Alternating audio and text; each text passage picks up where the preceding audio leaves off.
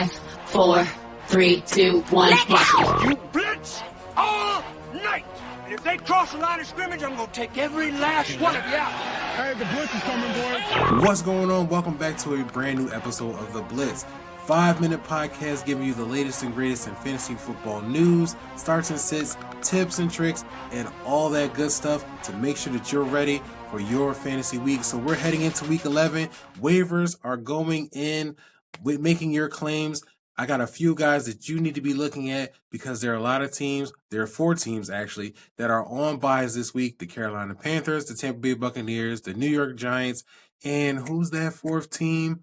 The Arizona Cardinals. All of those teams are off the board right now, so you may need to fill in a spot or two. So make sure that you're checking out this episode because I got some waiver wire targets for you this week heading into week 11 that will help you out for your fantasy roster. So make sure that you're locked into the Fantasy's Finest podcast, our YouTube channel, so you can check out each and every episode of the Blitz podcast, which is now on Apple Podcasts. We have finally got it up there, so you can check out all our latest episodes there, and you can check us out on Spotify as well.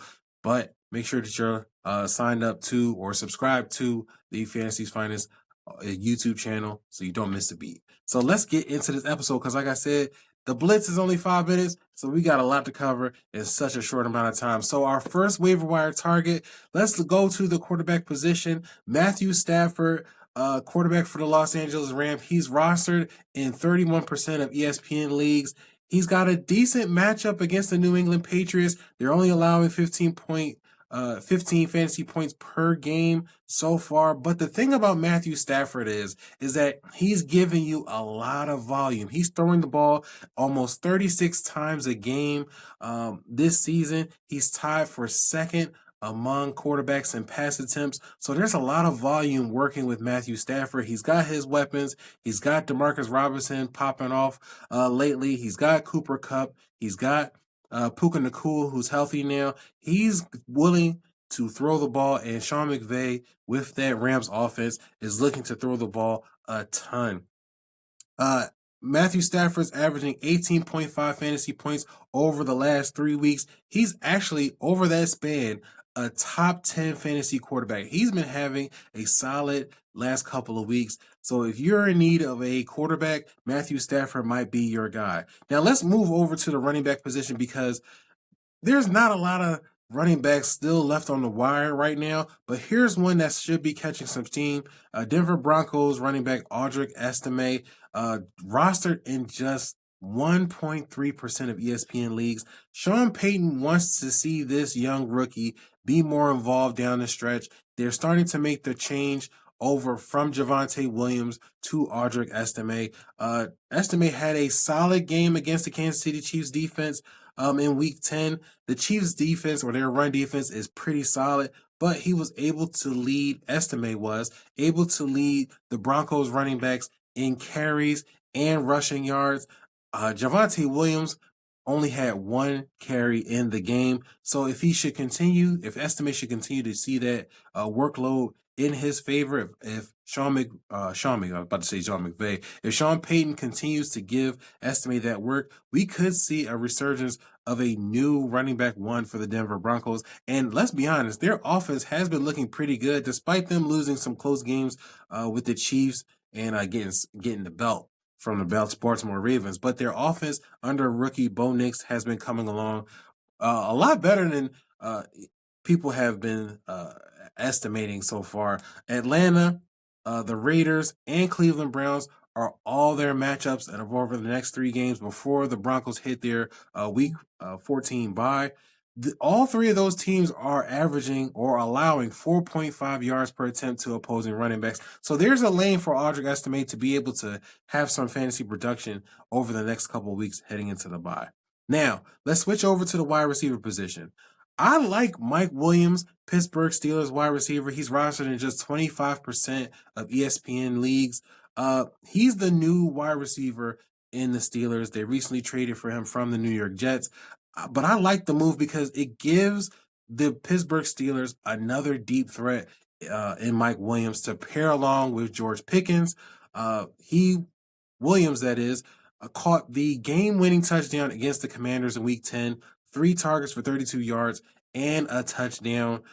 He is that guy, that extra wide receiver that they've been looking for since the beginning of the offseason. So I believe that Mike Williams will continue to establish himself inside that Pittsburgh Steelers offense moving forward. Like I said, he just got there. He's already being used. You just want to see the volume start to go up, and that's the hope with Mike Williams. He's out there if you need him. I wanted him in a couple of leagues, but I already got George Pickens, so I don't really need Mike Williams. But if you need another wide receiver, especially with the bye weeks coming up, he's going to be an option. I definitely think you should pick him up. And finally, I wanted to be diverse and give you a position from each spot, or a player from each spot. Now, the tight end position, Taysom Hill, New Orleans Saints tight end / quarterback. He's 35% rostered in ESPN leagues, so he might not be there in your own leagues. But the New Orleans Saints don't have a lot of pass catchers, don't have a lot of reliable guys. Chris Olave, the number 1 wide receiver for the Saints, he's on IR. He will miss the next 4 games and possibly longer because of the concussion. So you don't have a lot of guys out there for Derek Carr to be able to key in on in that passing attack. Marquez Valdez-Scantling is another option. I actually have him on the article posted at Fantasy's Finest for the week 11's waiver wire targets. He's on that article, so you should pop over there and check that out at fantasysfinest.com. But Taysom Hill should be looking to get more work as they get along in the season for the New Orleans Saints.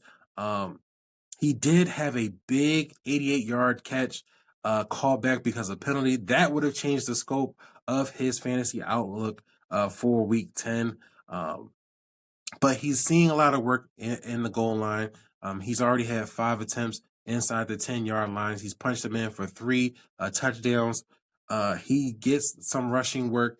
They need somebody out there to be able to spell Alvin Kamara, so he'll get rushing work, he'll get receiving work. He's your do-it-all, but now it's time for them to turn up another notch and get Taysom Hill more involved. So if you're looking for a tight end, that's the direction that you might want to go, because there may not be a lot of options out there. But that's it for the Blitz. I'm trying to keep it under 5 minutes, but that's the episode. So make sure that you're locked into the Fantasy's Finest, and let me know if you got your guy.